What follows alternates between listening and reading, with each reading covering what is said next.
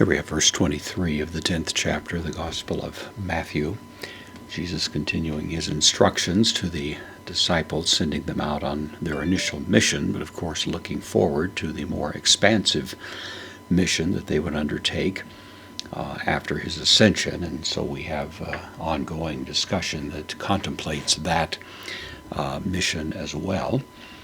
We have hotan. This is a combination of hota and eon. So it takes the subjunctive, which is what we have here. When is the idea, or whenever, whatever time, postpositive da. Diokosen, from dioko, to persecute, is the idea, to pursue or persecute, either one. This is the third person plural, present active subjunctive. So whenever they persecute or pursue, humas, you, the direct object, second person accusative plural. N, preposition with the dative te, pole, in the city.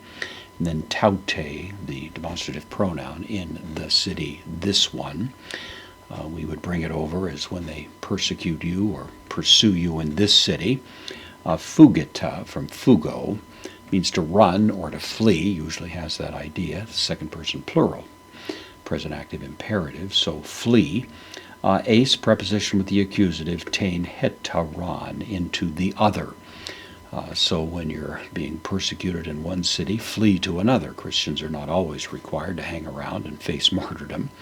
If there's a reasonable escape, then there's certainly the permission to make use of it, and that's the practical suggestion here. Jesus says, Amen. Amen, attending weight to it. Gar, postpositive lego, I say, first person singular. Present active indicative of lego, humen, dative. This is an indirect object, dative plural, the second person pronoun.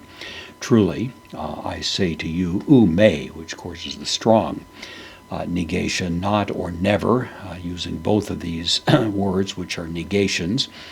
One is used with the indicative, the other with non-indicative moods.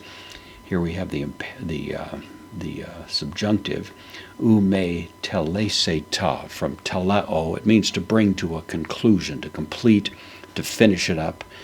Telos, of course, is the word, teleology, that idea. So you will have not completed, finished up, tos polos, the cities. This is the accusative plural. You will not finished up, presumably preaching, reaching, touching the cities to Israel, the genitive. You will not have completed reaching the cities of Israel. Heos on, until.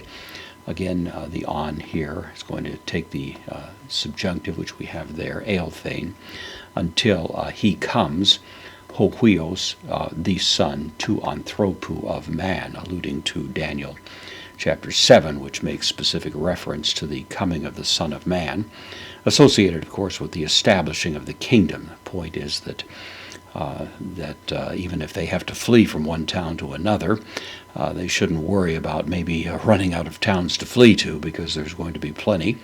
And there were many, many little communities and hamlets and so on throughout Galilee and sprinkled across Israel. And so these who would be taking the mission of Jesus to these communities, especially in Israel, were not even going to be able, after several years, to reach all of those towns until the full establishment of the kingdom, which was, at least the terminal date would be 70 A.D., and it could be construed to refer to an earlier time frame as well. But the point is that there would be not enough time to get the entire job done, even in Israel.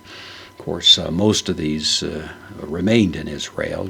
Paul, of course, was the apostle to the Gentiles, but for the most part, these remained in Israel, at least for a good period of time, gradually, of course, fanning out to other parts of the world as well. So it seems that that's the general drift of what's going on here.